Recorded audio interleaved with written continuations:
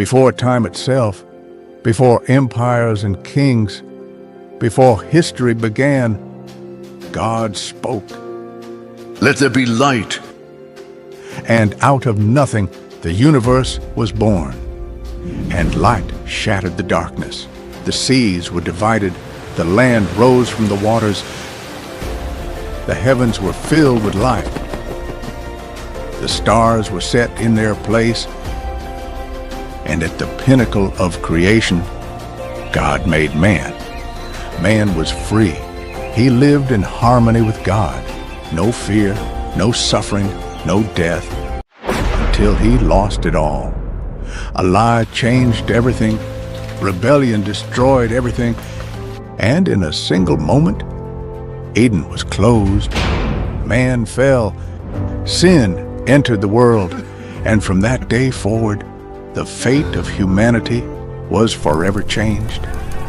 Since then, man has wrestled with his own wickedness. The days grew dark. Generations were corrupted. Violence filled the earth until God brought justice. And with water, he wiped away the ancient world. Yet even in judgment, God preserved a remnant. He always had a plan. He always called his own to believe. Men sought to be like God. They pursued their own glory, but he crushed their pride and scattered them. And then God called a man.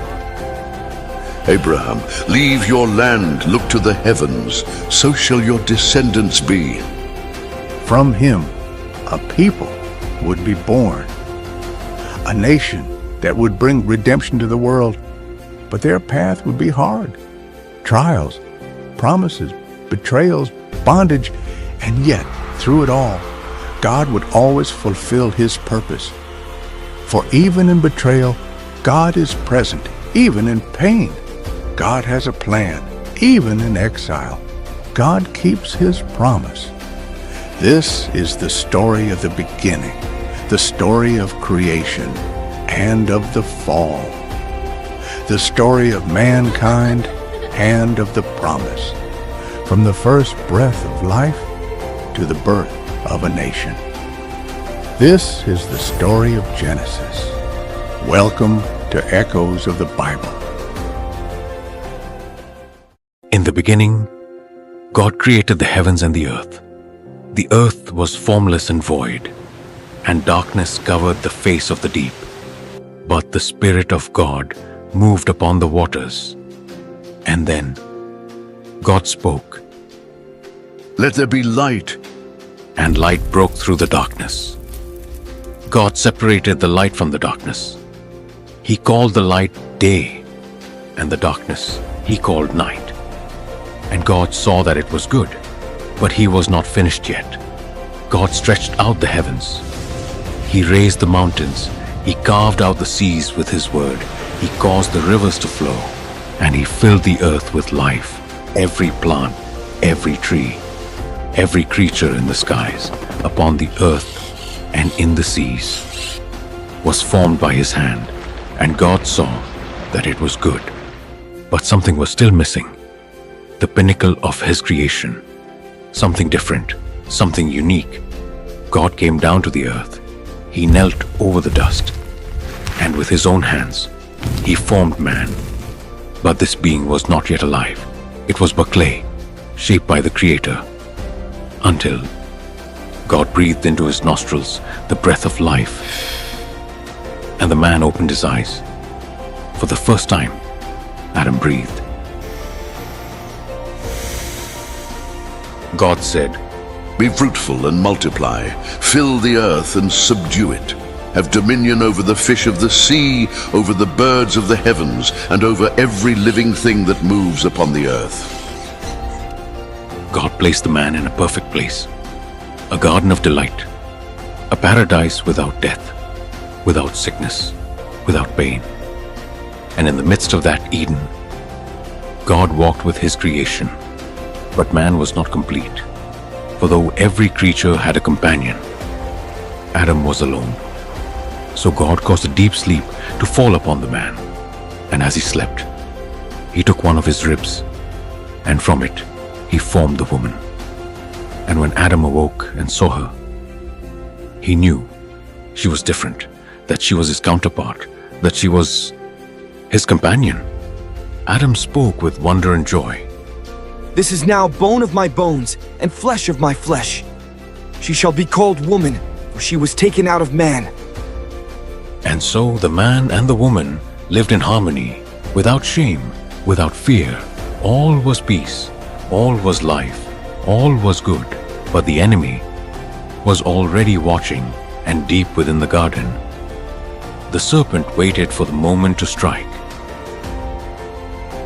There were two special trees in the garden, the tree of life and the tree of the knowledge of good and evil. And God said to Adam, Of every tree in the garden you may freely eat, but of the tree of the knowledge of good and evil you shall not eat. For in the day that you eat of it, you shall surely die. But the serpent, the enemy of God, the deceiver of mankind, came near to the woman and said, Has God indeed said, You shall not eat of any tree of the garden? Eve, with uncertainty, replied, No, we may eat the fruit of the trees, but of the tree that is in the midst of the garden, God has said, You shall not eat of it, nor shall you touch it, lest you die. You will not surely die, for God knows that in the day you eat of it, your eyes will be opened, and you will be like God, knowing good and evil. The words of the serpent filled Eve's mind. She looked at the fruit. It was beautiful. It seemed good for food. And in her heart, she desired to be like God. She took the fruit, plucked it from the tree, and ate it. Then she gave it to Adam, and he also ate. In that moment, everything changed. The eyes of the man and the woman were opened, and they saw that they were naked. For the first time, they felt shame. For the first time, they felt fear. They hid themselves among the trees. But the voice of God was heard in the garden. Adams, where are you?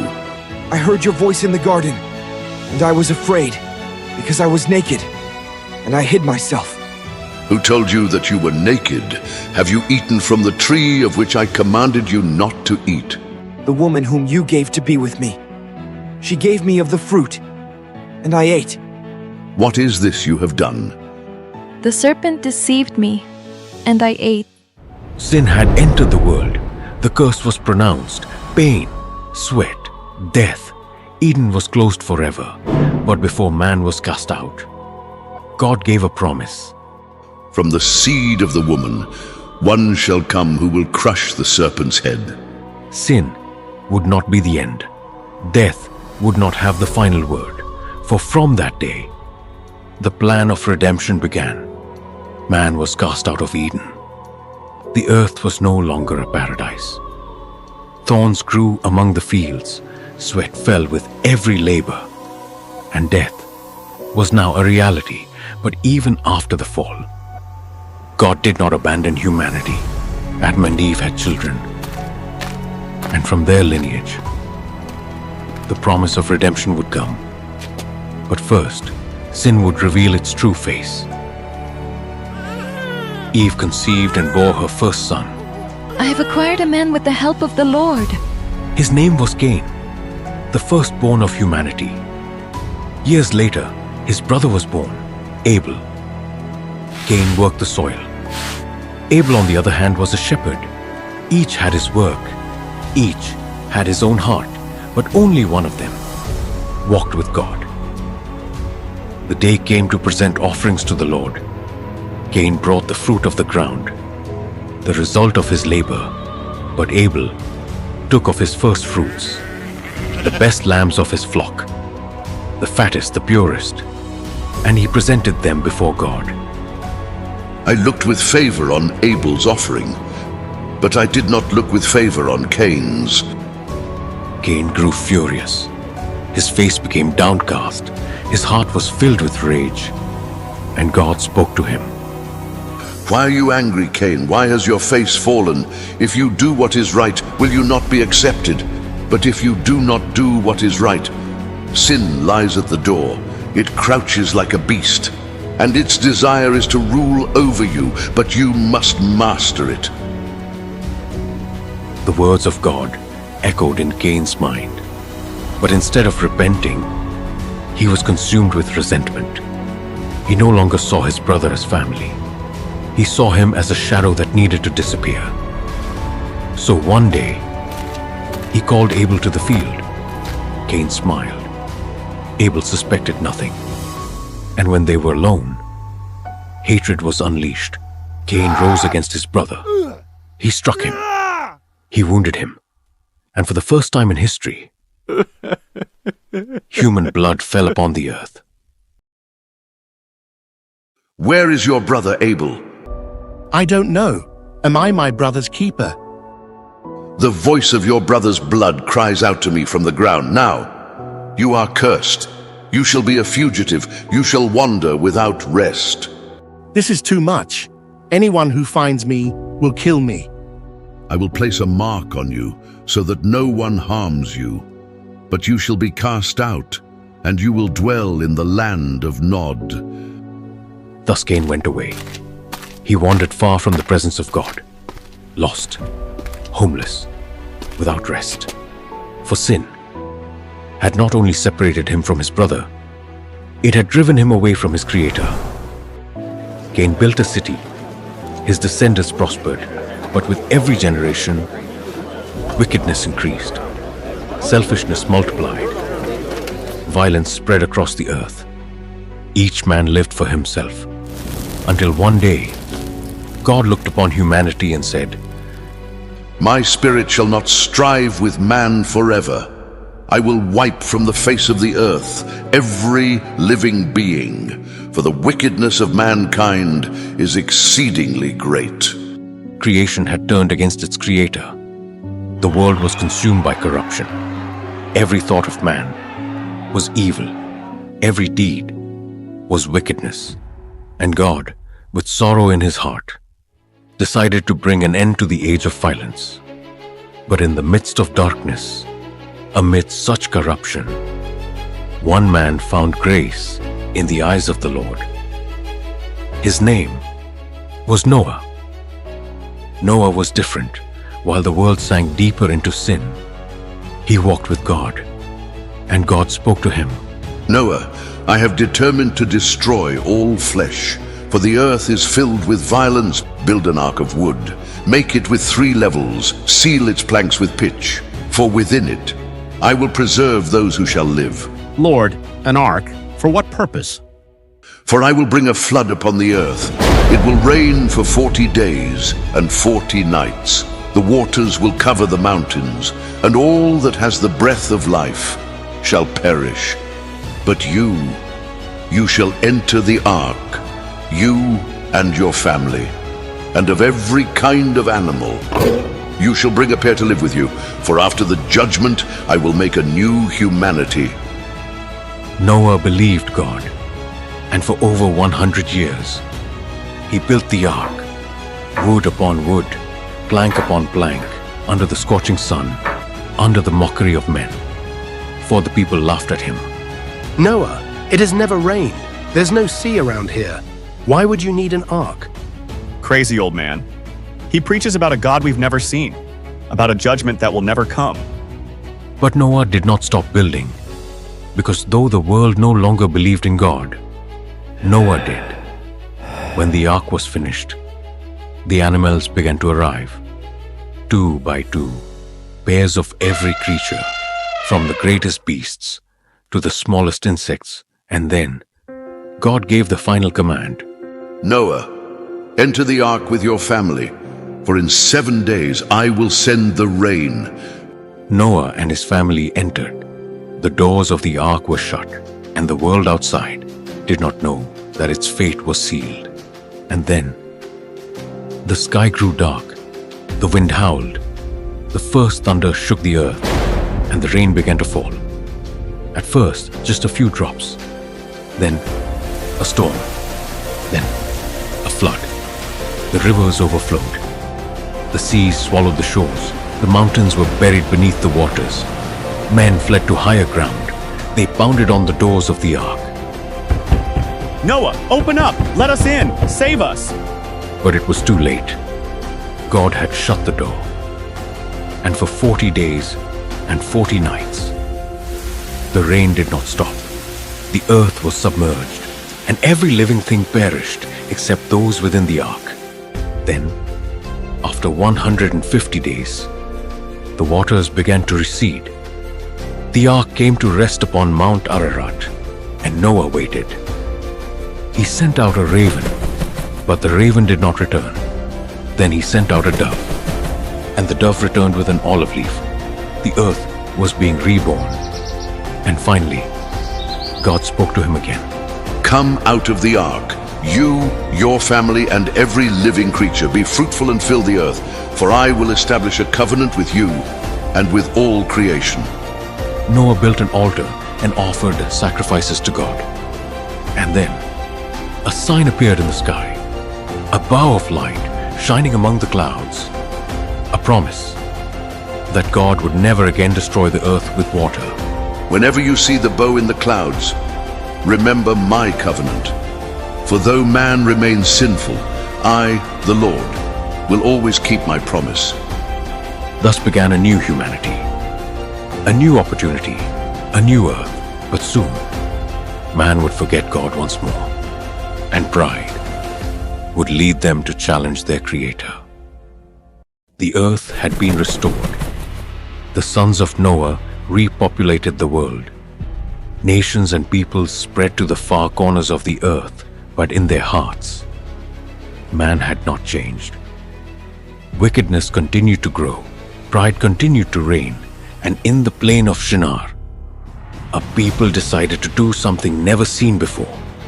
A monument to their own greatness, a challenge to God Himself. And they said to one another, Let us build a city and a tower that reaches to the heavens. Let us make a name for ourselves so that we are not scattered across the face of the earth. Brick upon brick, the tower rose, higher than any building before it, a symbol of human pride. But God saw what they were doing, and He said, Behold, they are one people, and they all speak the same language. Now nothing they propose to do will be impossible for them. Let us go down and confuse their language so that they will not understand one another. And in that moment, the language of men was confused. The workers no longer understood one another. Chaos filled the city, cries in unknown tongues, confusion, desperation. The tower was left unfinished. The people scattered across the earth, and the city was called Babel. For there, God confused their language, and once again, man's pride was brought low.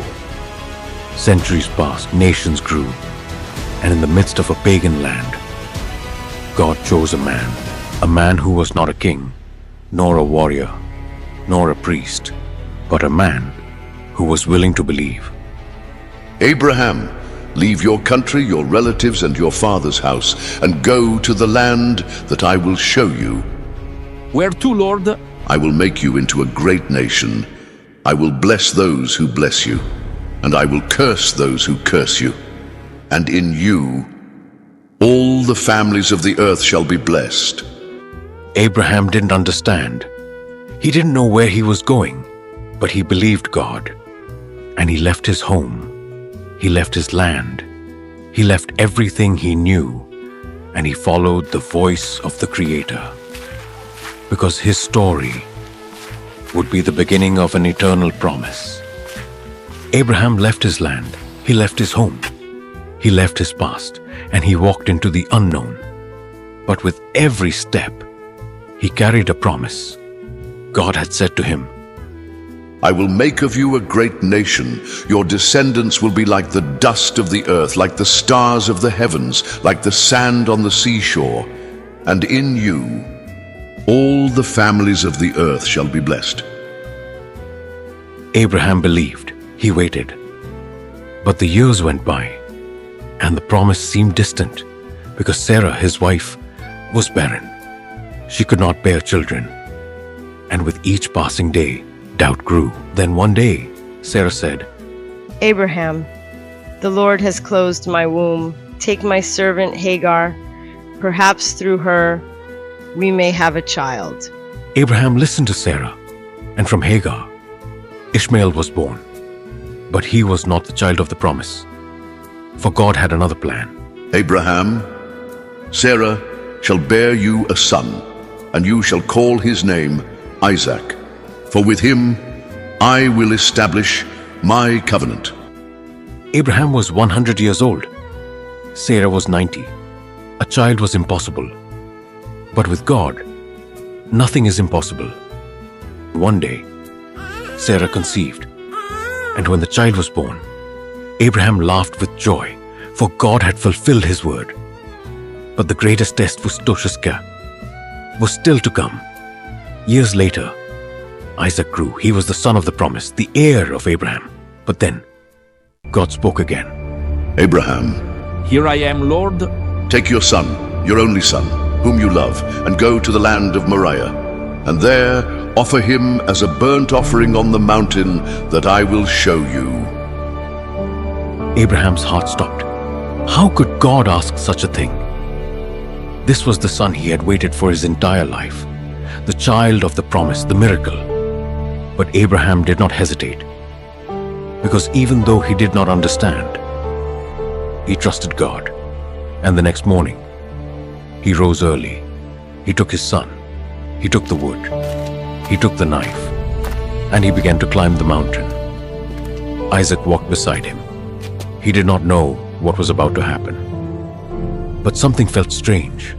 Father, here is the wood and here is the fire, but where is the lamb for the sacrifice? Abraham looked at his son, and with unwavering faith, he replied, God will provide for himself the lamb, my son. They reached the top of the mountain. Abraham built the altar. He laid the wood in order. He bound his son and placed him upon the altar. Isaac did not resist. He did not cry out. He surrendered in obedience. And Abraham raised the knife, ready to obey, ready to give everything. For in his heart, he believed that if God asked for him, God could also raise his son from the dead. And just as the blade was about to fall, a voice thundered from heaven. Abraham! Abraham! Here I am. Do not lay your hand on the boy. Now I know that you fear God, for you have not withheld from me your only son. Abraham lowered the knife. He turned and saw a ram caught in a thicket. God had provided the sacrifice. Jehovah Jireh, the Lord will provide. Isaac was spared. The offering was made. And God reaffirmed his promise to Abraham. Because you have done this, and have not withheld your only son from me, I will surely bless you. I will multiply your descendants like the stars of the heavens and the sand of the sea. And in your seed all the nations of the earth shall be blessed. Abraham came down from the mountain, and the promise of God remained alive. For from his lineage would come Isaac, Jacob, Joseph, and later the Savior of the world, because that day on Mount Moriah, God not only saved Isaac, God revealed the future. For one day, on that same mountain, a father would indeed give his son. A son would truly be sacrificed, and his blood would bring redemption to mankind. The promise of God continued through Isaac. He inherited the covenant of his father Abraham, and with his wife Rebekah, he had 2 sons, 2 brothers, 2 nations, 2 destinies, at odds since the womb. When Rebekah became pregnant, she felt a struggle within her. Concerned, she sought the Lord, and he answered her. 2 nations are in your womb. 2 people shall be divided from within you. One shall be stronger than the other, and the older shall serve the younger. Isaac was around 60 years old when the day of birth came. The first boy was born red and covered with hair. They named him Esau. But when he came out, his brother was holding onto his heel. So they named him Jacob, From the very first moment, the struggle between them had begun. Years passed. The boys grew. Esau became a hunter, strong, wild, a man of the open fields. Jacob, in contrast, was quiet. A man of tents, a man who watched and waited, because even though Esau was the firstborn, Jacob longed for the blessing. One day, Esau came back from the field, weary and starving. Jacob was cooking a red stew. Its aroma filled the tent. Esau could not resist, so he said, "Give me some of that stew. I'm starving." But Jacob replied with cunning, "Sell me your birthright." "What good is the birthright to me if I'm about to die?" "Swear it to me." Esau swore. For a mere bowl of food, he sold his birthright. He despised the blessing of God. And Jacob took it. But the true battle had only just begun. More than 60 years passed. Isaac grew old until he was 137. His eyes had dimmed. He began to lose his sight. And one day, he called to his son Esau and said, "My son, I am old. I do not know the day of my death. Take your bow and go out to hunt. Prepare for me a meal, so that I may bless you before I die." Rebekah overheard the conversation. She remembered the prophecy, "The older shall serve the younger." And in her heart, she chose to help Jacob. Rebekah spoke, "Jacob, your father is going to bless Esau. Do as I say. Go to the flock and bring me 2 young goats. I will prepare a meal for your father, and you will receive the blessing in his place." "But mother, Esau is hairy, and I am not. If my father touches me, he will know I deceived him, and instead of a blessing, I will receive a curse." "Let the curse fall on me. Just do as I say." Jacob took the goatskins, placed them on his arms and neck. Rebekah prepared the meal, and Jacob entered his father's tent. "My father." "Who are you, my son?" "I am Esau, your firstborn. I have done as you asked. Rise and eat, so that you may bless me." "How did you find it so quickly?" "The Lord your God helped me." Isaac was suspicious, but when he touched Jacob's arms, he felt Esau's hair. When he smelled his garments, he sensed the scent of the field, and so he gave him the blessing. "May God give you the dew of heaven and the fatness of the earth. May peoples serve you, and nations bow down before you. Be Lord over your brothers, and may the sons of your mother bow down to you. Cursed be everyone who curses you, and blessed be everyone who blesses you." Jacob left the tent, but shortly after, Esau arrived with his hunt. And when he realized what had happened, he trembled violently and said, "Father, do you not have another blessing for me?" "Your brother came with deceit and has taken your blessing." "Jacob has deceived me twice. He took my birthright, and now he has taken my blessing. When my father dies, I will kill my brother." Rebekah heard Esau's words, and fearing for Jacob's life, she sent him away. He fled to the land of Haran, to the house of his uncle Laban. Jacob had received the blessing, but now he was a fugitive, a man without a home, a man on the run. But in the midst of his solitude, God would find him. Jacob walked until the sun began to set. He had no shelter, no companion. So he took a stone for a pillow and laid down on the ground. And as he slept, he had a dream. Jacob saw a ladder, tall, endless, its base on the earth. It stopped reaching the heavens, and on it, angels ascended and descended, divine messengers, connecting heaven and earth. And at the top of the ladder stood God himself. Jacob, I am the Lord, the God of Abraham, the God of Isaac, the land on which you now lie. I will give to you, and to your descendants. Your descendants shall be as the dust of the earth. You shall spread to the north and to the south, to the east and to the west, and in you all the families of the earth shall be blessed. I am with you. I will keep you wherever you go. I will not leave you until I have done all that I have spoken to you. Jacob awoke with a start. He looked around. The wind whispered softly between the stones. The sky was still dark, but in his heart, everything had changed. Surely the Lord is in this place, and I did not know it. Trembling, Jacob took the stone where his head had rested.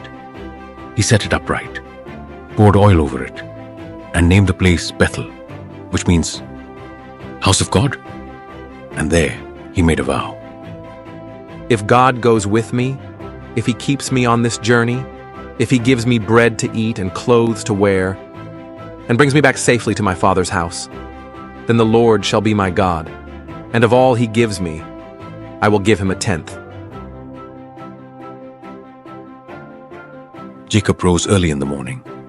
The rising sun lit his face. He knew a long road still lay ahead. He knew he would face many trials, but now he no longer walked alone. For God had promised to be with him.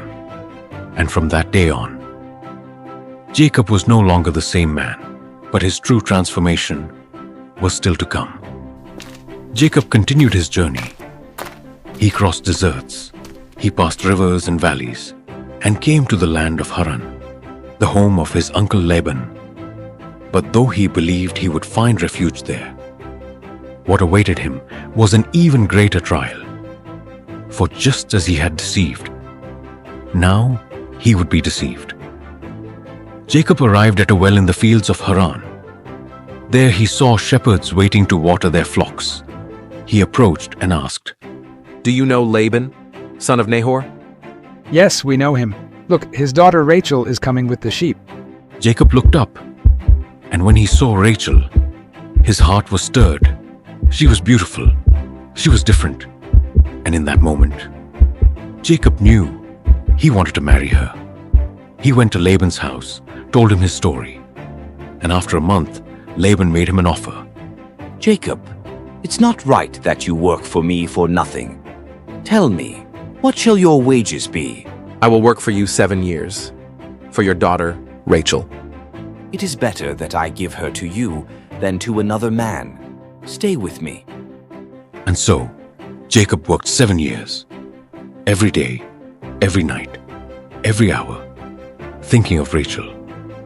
But the time seemed short, because he loved her, because he waited for the day she would be his wife. And finally, the day came. The feast was prepared. The lamps were lit. Music filled Laban's house. Jacob waited for his bride, but in the darkness of the night, without his knowing, Laban gave him Leah, the older sister. And when Jacob awoke the next morning, his heart was filled with horror, and he went to confront Laban. "Laban, what have you done? I worked for Rachel. Why have you deceived me?" "It is not our custom to give the younger in marriage before the older. Fulfill the week with Leah, and I will also give you Rachel. But you will have to work another 7 years." But Jacob had no choice. He married Rachel and served another 7 years, 14 years of deception, 14 years of waiting, 14 years of struggle. But God was not finished with him yet. Years passed. Jacob prospered. God blessed him with riches and livestock. But over time, tension with Laban grew. Laban's sons looked on him with envy, and Jacob knew it was time to leave. And God spoke to him. "Jacob, return to the land of your fathers, to your family's home. I will be with you." But returning home meant facing Esau, the brother he had deceived, the man who had sworn to kill him. Jacob was afraid, but his greatest struggle would not be with Esau. It would be with God himself. Jacob crossed the river Jabbok with his family and possessions. But that night, he remained alone. And suddenly, a man appeared in the darkness. Without saying a word, he leapt upon him. Jacob fought with all his strength, with all his being. The battle was fierce. Neither gave in, neither fell. Hours passed, until at dawn, the stranger touched Jacob's hip, and his socket was dislocated. In that moment, Jacob understood. This was no ordinary man. It was God himself who said, "Let me go, for the dawn is breaking." I will not let you go, unless you bless me. What is your name? Jacob. You shall no longer be called Jacob, but Israel. For you have wrestled with God and with men, and have prevailed. Jacob released his grip. He fell to his knees, breathing heavily. And when he looked up, the stranger had vanished. The sun began to rise, and with each ray of light, Jacob was no longer the same. For that night, he had not only prevailed, he had been transformed. He was no longer Jacob, the deceiver. Now he was Israel, the Prince of God. And though his hip remained wounded, his heart was healed. The next day, Jacob lifted his eyes, and on the horizon, he saw Esau. He was coming with 400 men. Jacob bowed 7 times, bracing for his brother's wrath. But Esau ran to him, and instead of attacking, he embraced him. With a trembling voice, Esau said, "My brother." Jacob wept. The past had been healed. The blessing had been restored because God had changed his heart. And the story of Israel was only just beginning. Jacob, now called Israel, had 12 sons, the patriarchs of the tribes of Israel, but one of them was special. A son born in his old age, a young man with dreams that would change history. His name was Joseph. From a young age, Joseph stood out among his brothers. His father loved him more than the others. And to show it, he made him a coat of many colors, a robe of distinction. But this love provoked his brothers' hatred, jealousy, rivalry. And when Joseph began to have prophetic dreams, his destiny was sealed. One day Joseph said with excitement, "Brothers, I had a dream. We were binding sheaves in the field, and my sheaf rose up and stood upright, while your sheaves gathered around and bowed down to mine." But one of Joseph's brothers responded with scorn. "Will you really reign over us? Will you indeed rule us?" Not long after, Joseph dreamed again. And this time, the dream was even more powerful. "I saw the sun, the moon, and 11 stars bowing down to me." Then his father replied, "Shall your mother, your brothers, and I bow down to you?" His brothers hated him even more. And one day, they decided to get rid of him. One day, Joseph was sent by his father to the fields. His brothers saw him coming and said to one another, "Here comes the dreamer. Let's kill him and say that a wild beast devoured him." But Reuben, the eldest, tried to save him. "Let us not shed blood. Throw him into the cistern, but do not lay a hand on him." So when Joseph arrived, they attacked him, tore off his robe, and threw him into a dry pit. There he remained, alone, terrified. But his torment had only just begun. While they ate, they saw a caravan of merchants heading to Egypt. Judah, one of the 12 brothers, with greed in his eyes, proposed, "What will we gain by killing our brother? Let's sell him to the Ishmaelites. After all, he is our own flesh and blood." And for 20 pieces of silver, Joseph was sold as a slave, bound for a foreign land toward a destiny he could not imagine. But what his brothers did not know was that Joseph was not alone, for God was with him. Joseph was taken to Egypt. A young man betrayed, a slave in a strange land. But though he had been sold, though he had been stripped of his robe, they could not take what mattered most, the plan God had for him. And in his master's house, Joseph prospered. Joseph was bought by Potiphar, captain of Pharaoh's guard, a powerful man. And after a time, he saw that Joseph was no ordinary slave. God prospered everything he did. Then Potiphar said with admiration, "Everything you put your hands to prospers, Joseph. From this day forward, you shall be the steward of my house. All that I have is under your command." Joseph went from being a slave to having authority in the house of an Egyptian official. He was honest, he was faithful, he was upright. But his greatest test was still to come. Joseph was young and handsome, and Potiphar's wife looked at him with desire. Day after day, she pursued him, until one day, when no one else was in the house, she came near and spoke to him. "Joseph, lie with me."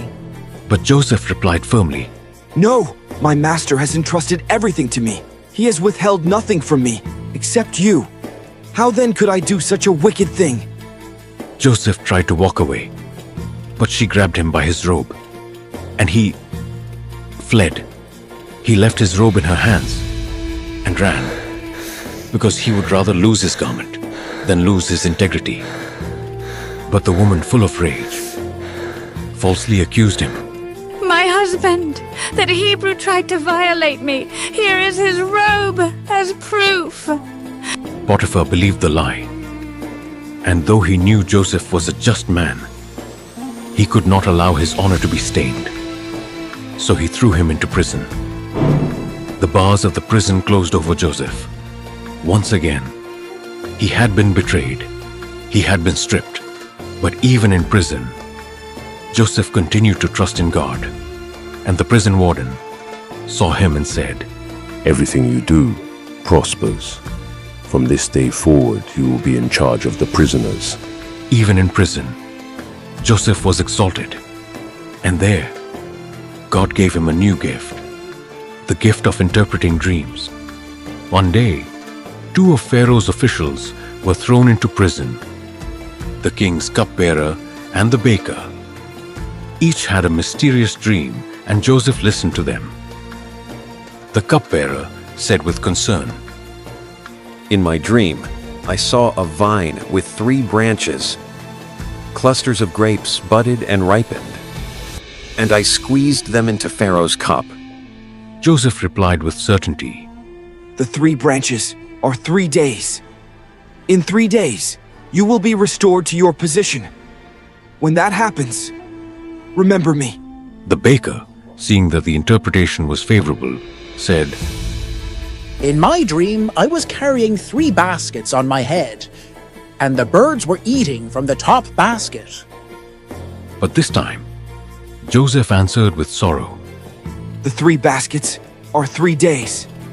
In 3 days, you will be hanged."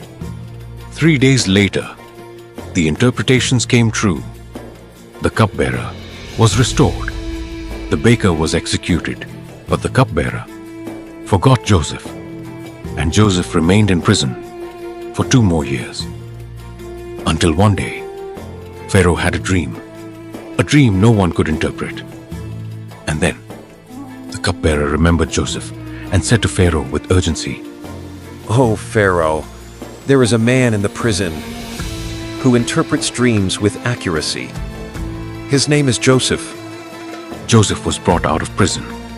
He shaved, he dressed in new clothes, and was taken before Pharaoh. The fate of Egypt now rested in his hands. "I have had a dream, but no one can interpret it. They say you can." "Not I, my lord. God will give the answer." "I saw 7 fat cows, and after them, 7 thin cows that devoured them. Then I saw 7 full heads of grain, and afterward 7 withered heads that consumed them. What does this mean?" God has shown Pharaoh what is to come. 7 years of abundance. followed by 7 years of famine. My counsel is that you appoint a wise man to store up provisions during the good years, so that Egypt may survive the crisis. Can we find anyone like this man, in whom is the Spirit of God? From this day forward, you shall be the governor of Egypt. Only in the throne will I be greater than you. Take this ring, take this chariot. From now on, all shall bow before you. Thus, Joseph went from slave to the second most powerful man in Egypt. The years of abundance came, and Egypt prospered.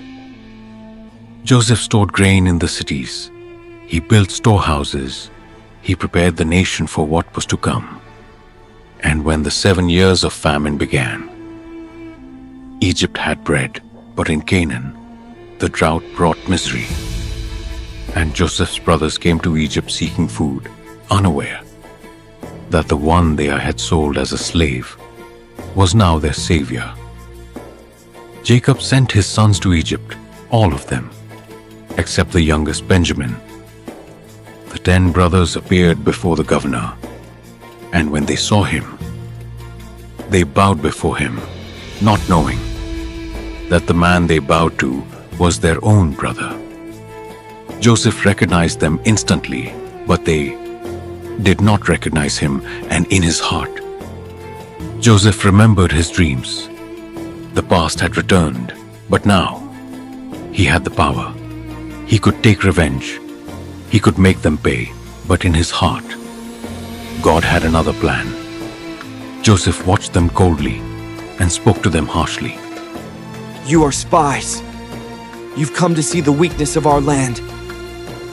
No, my lord. We are sons of the same father. We are 12 brothers. But the youngest remained with our father, and the other is no more.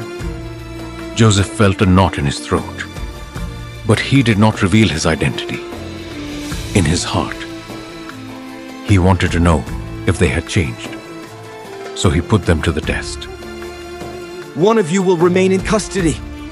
The rest may go, but you shall not see my face again, unless you bring your younger brother. The brothers returned to Canaan and told everything to their father. But Jacob resisted and said, Joseph is gone. Simeon is in prison. Will I lose Benjamin too? But the famine was unbearable. And finally, Jacob allowed Benjamin to go with them. When they arrived, Joseph saw his younger brother, the only one who had not betrayed him, the only one who still had purity in his heart. But one final test remained. Joseph invited them to a banquet, treated them kindly, but as they left, he gave a secret order. Place my silver cup in the sack of the youngest. When the brothers departed, Joseph sent his guards after them. They were stopped on the road. Their sacks were searched. When the cup was found in Benjamin's sack, the hearts of the brothers broke. They were brought back to Joseph. They bowed before him and pleaded for Benjamin. My lord, if Benjamin does not return, our father will die of sorrow. Please, take me as a slave in his place, but let the boy return to his father. Judah's words moved Joseph's heart. Now he saw something different in his brothers. Before, they had sold a brother without remorse. Now, they were willing to sacrifice themselves for the youngest. Joseph could bear it no longer. He stood up and burst into tears. His brothers looked at him, confused, until he said, I am Joseph, your brother, the one you sold into slavery. The brothers were stunned. Fear gripped them, for they knew Joseph could make them pay, but in his eyes, there was no vengeance, only tears, only forgiveness. Do not be afraid. It was not you who sent me here, but God. He sent me ahead of you to preserve your lives. Go and bring my father, for there are still 5 more years of famine, but I will provide for you. The brothers embraced and wept together. Hatred was healed, the past was redeemed, and the family was restored. But one final encounter remained. Joseph's reunion with his father. When Jacob heard the news, his heart stopped. Joseph is still alive. Take me to him before I die. Jacob departed with all his family to Egypt, and when Joseph saw him, he ran to meet him. After years of pain, after years of absence, Jacob embraced his son, and with tears in his eyes said, Now I can die in peace, for I have seen your face, and I know that you are still alive. Jacob and his family settled in Egypt. There, the nation of Israel grew and multiplied. Jacob lived out his final years in peace, and before he died, he blessed his sons, but Joseph lived to see the future. My brothers, God will surely visit you. He will bring you to the land he promised to Abraham, Isaac, and Jacob. Swear to me that when he does, you will carry my bones with you. For this is not our final home. Joseph died in Egypt, but his story did not end there. Because centuries later, when the people of Israel were enslaved, a child would be rescued from the waters.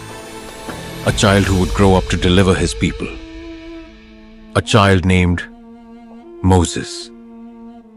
And thus begins the story of the Exodus. If you've made it this far, thank you. Thank you for joining us on this incredible journey.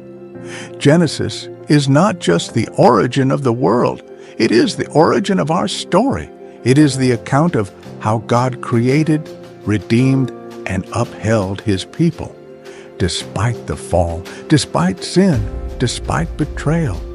Because through every generation from Adam to Joseph, God never abandoned his promise. And that promise is still alive today. This project has required effort, resources, and months of work. If this film impacted you, share it. Give it a like and leave a comment. And if you haven't already, subscribe to the channel, because this story doesn't end here. In a moment, 2 videos specially selected for you will appear on screen. If you enjoyed this movie, I recommend watching The Exodus, the incredible continuation of this biblical saga, from slavery in Egypt to the burning bush, the plagues, and the crossing of the Red Sea. And if you want to discover another powerful story, I invite you to watch the Book of Esther, a story of courage and faith in times of danger, where a young Jewish woman becomes queen to save her people from destruction. 2 highly recommended films. So choose one and keep discovering with us the mysteries of God's Word. We'll see you in the next video. May God bless you. Amen.